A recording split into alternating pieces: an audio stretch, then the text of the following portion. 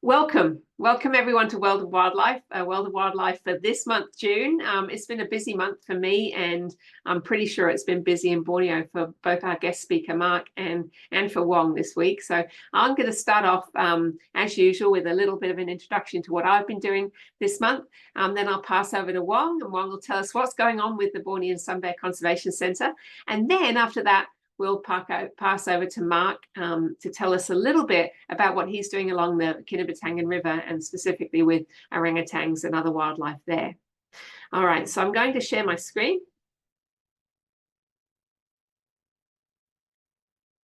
For those of you who I don't know, welcome. It's wonderful to have this this group of people growing every single month. We absolutely delight in having you all here.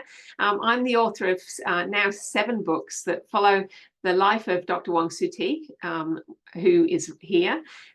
He is the founder and director of the Bornean Sunbear Conservation Centre in Sepalok in Malaysia. And the first book I wrote was his biography, Saving Sunbears, as part of my Doctor of Creative Arts degree. Since then, we've collaborated on 6 other books, and those books have focused on Wong's adventures with different species in Malaysia, in Borneo, and each one tells a story of a different species and his adventures with it. Those are written for kids in the age of about 8 to 12. And when Irene and Taylor come and join in, I think they might be nearly here. Taylor was one of my young reviewers for these books, so she's actually reviewed the books and written a review which has ended up inside the books. So that's kind of exciting. So what have I been doing this month? I had the most amazing time on Friday. So Friday, I flew to this island. This is Lady Elliot Island, just off the coast of Queensland, between Hervey Bay and Bundaberg. And I was hosted by Lady Elliot Island. They were very nice to host me for a day trip to do research for my next upcoming book called Curious Kai Asks Why. This is an incredible island on the Barrier Reef, and it takes 45 minutes to get there. I spent the entire day there, and the primary reason to be there was to spend time with Asia Haynes, who's in the bottom left-hand side of your picture. Asia is a researcher who researches manta rays with an organization called Project Manta. Now, Project Manta is a global organization, but it's based at the University of the Sunshine Coast, right where I live and work. So I spent some time snorkeling and actually got to see a manta ray, which was awesome. Manta rays are seasonal visitors to Lady Elliot Island, and they actually migrate up and down the coast. There's a lot we don't know about manta rays. Asia and her team are trying to change that. They've done research there for a number of years now. During the time there, I also was excited to do a reef walk with Erin Watson, who's on your right-hand side of the screen, and learn a little bit more about some of the other creatures on the reef as well. So yeah, really, really exciting. Here's a picture of a manta ray. If any of you don't know exactly what a manta ray looks like, manta rays are huge. They're actually as heavy as cows. Believe it or not. Their wingspan can be several meters wide, and they each have an individual marking on their underside. So this allows researchers to actually identify individuals. Some of them are then tagged, and they can actually find out where they're migrating to. Some of them do migrate. It's not all of them migrate, however. There are some manta rays that actually stay in Lady Elliot. And I want to introduce you to one of them. Unfortunately, I wasn't able to actually meet this one manta ray, but I really want you to see a little bit about this manta ray, who is called Inspector Clouseau. I'm hoping you'll figure out why in a moment. This is not Inspector Clouseau, but Inspector Clouseau is coming very shortly.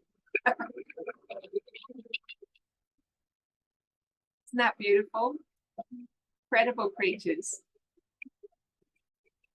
So this footage was taken at Lady Elliot, not by me. This is by Asia and her team. The manta rays tend to congregate at Lady Elliot. We're not quite sure if they definitely mate there, but it's not known where they actually breed. This is Inspector Clouseau coming up here. And you can see that the color on Inspector Clouseau is quite different than the others. In fact, Inspector Clouseau is pink, completely pink on the underside. However, he also has some patches of white, so it looks like it's not a problem in. They've done some DNA samples and found that this is not a problem; just seems to be a genetic abnormality for this incredible creature. Pretty cool, right? So yeah, I'm writing the story about Inspector Clouseau for Curious Kai Asks Why as one of the chapters in that book, and I'll tell you more about that, and hopefully we'll get Asia here sometime soon to tell you a little bit more about her research. Next week, or no, actually Saturday, I'm heading off to Rockhampton. So on this map, you can see at the very bottom right-hand corner of that map is where I live. I'll be driving 6 hours up to Rockhampton to do 2 visits to schools next week. And spending a couple of days in the national park at Byfield National Park. For those of you who don't come from Australia, Rockhampton is right on the Tropic of Capricorn. So this little pin on the left-hand side there is a marking of where the Tropic of Capricorn actually crosses across Rockhampton. So anything north of there is in the tropics and anything south is not. So yeah, that's a little bit of a geography trivia for you, I guess, as well. So yeah, I'm looking forward to spending some time in 2 schools in that area and doing some workshops around the Wildlife Wong series for those. Okay, so that's my month. Any questions from anyone?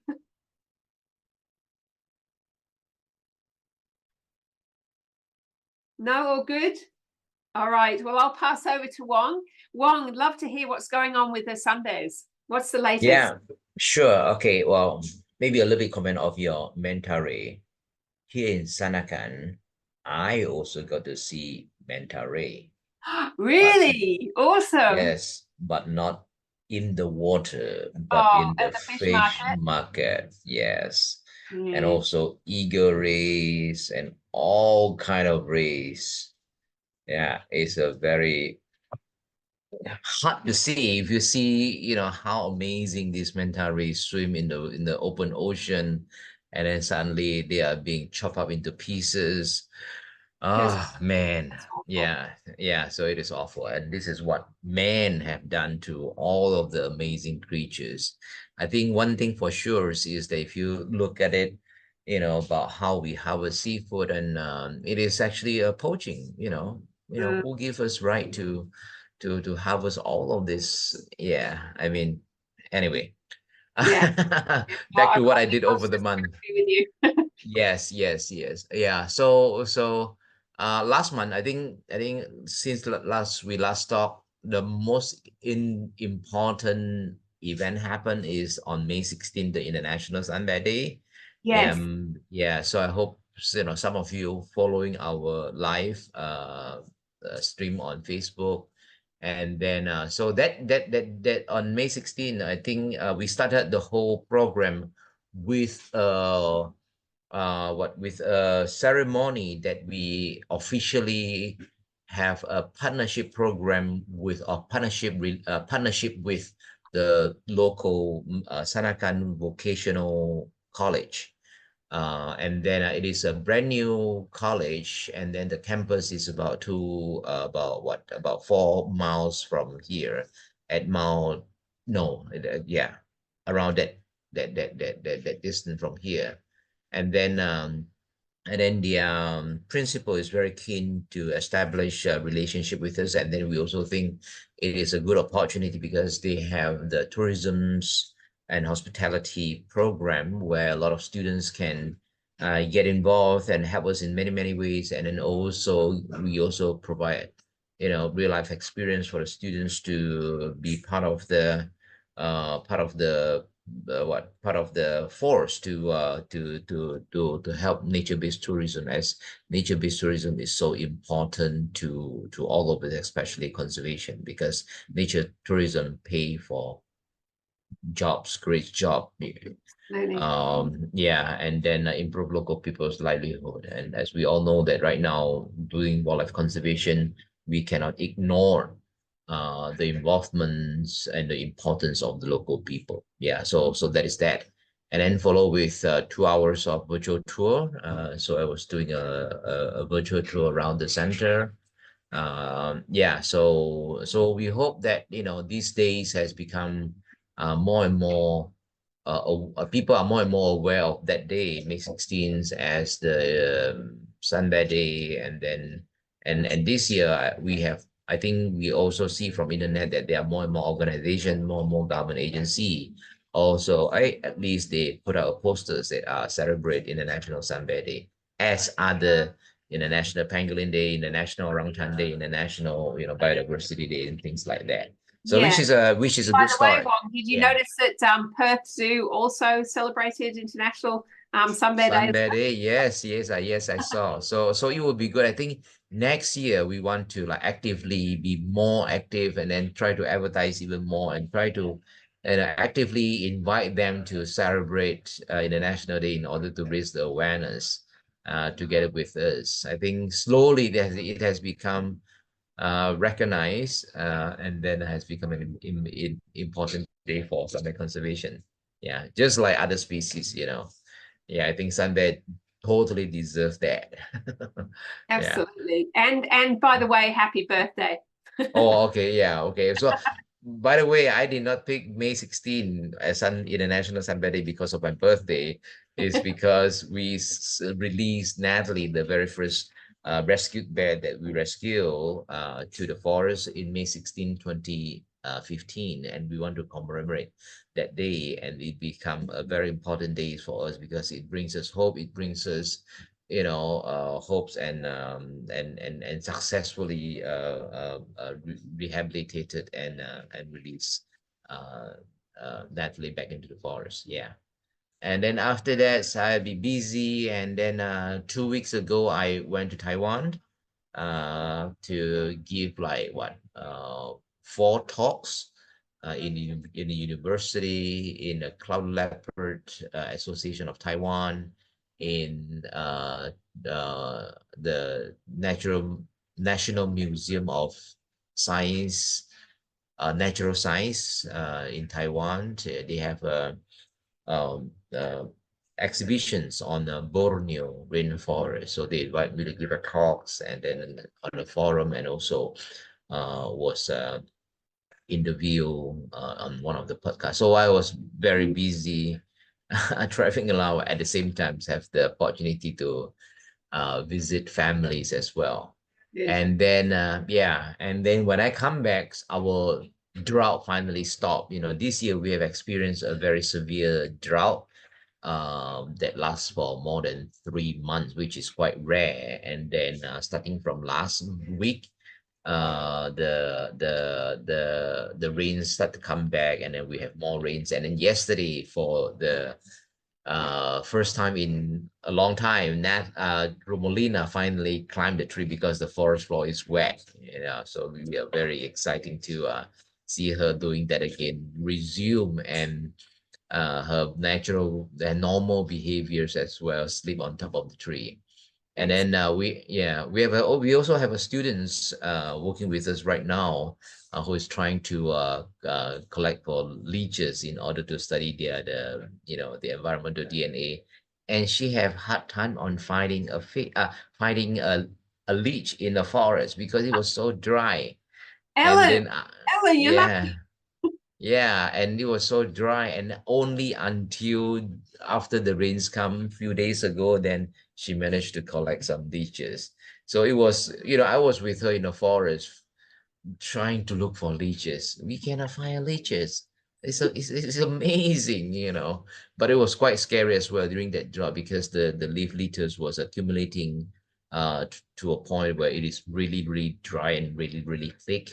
And then and it's just need some irresponsible people smoking and throw the cigarette butt into the forest, then you will rid the forest fire. Yeah. Yeah. So yeah, and then as of Tenom is doing good.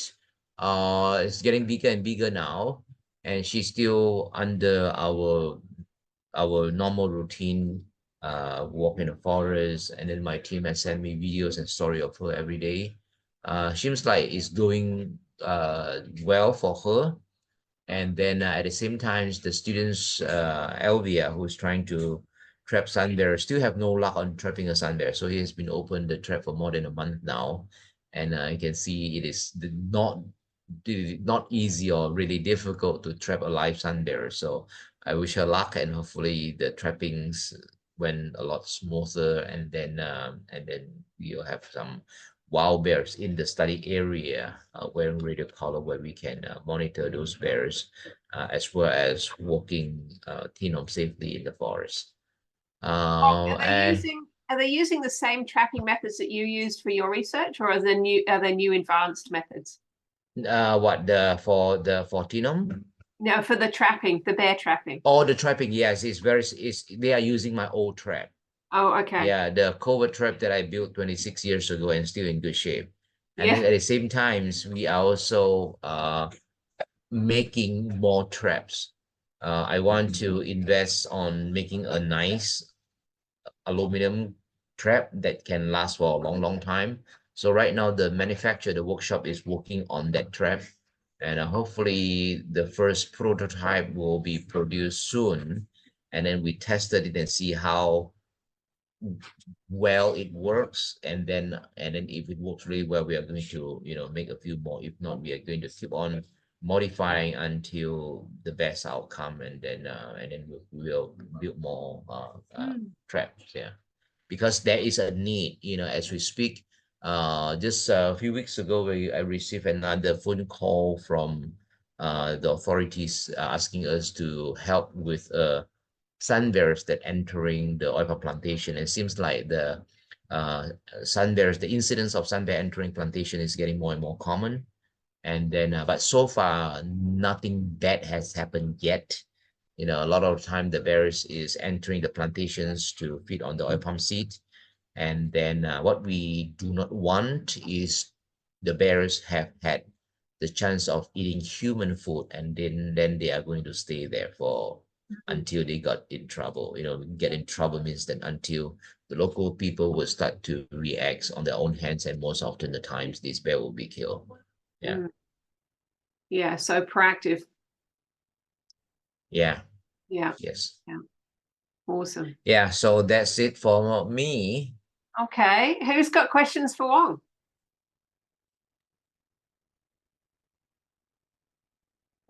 Any questions?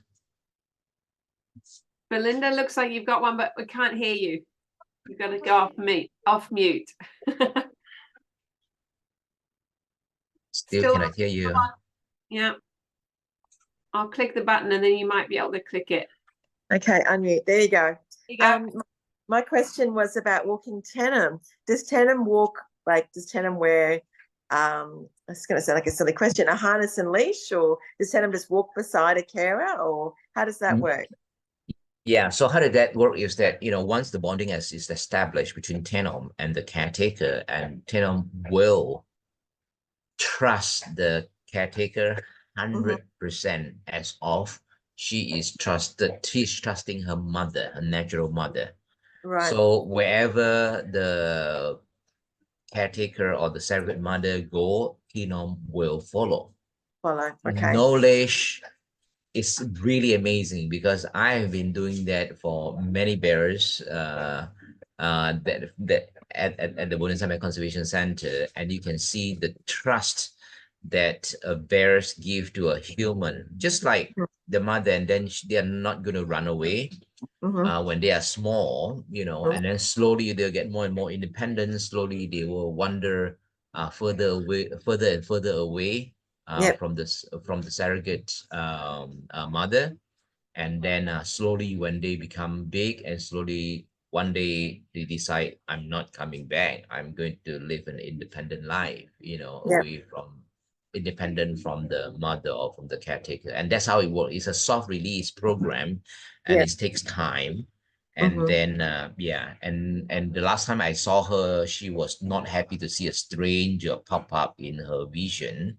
Right. And then she was a little bit angry with me, and then I tried to back off, and luckily I know how to read sun bear's body language. Otherwise, she Yeah. may get injured. There Yeah, you go. something like that. Yeah. So yeah, so it is a lot of hard work, because I need a team of people, dedicated people, live in the forest with Mm, the bears. And mhm. then the lives the living condition in the rainforest is actually not suitable or not comfortable for human. Yes, So yes. so I really thanks my team who are very dedicated to do this kind of jobs. The Yes. sacrifices that, yeah, with their comfort. Mhm. Okay. Thank Yes, you for yes. that. Thank you. Thank you.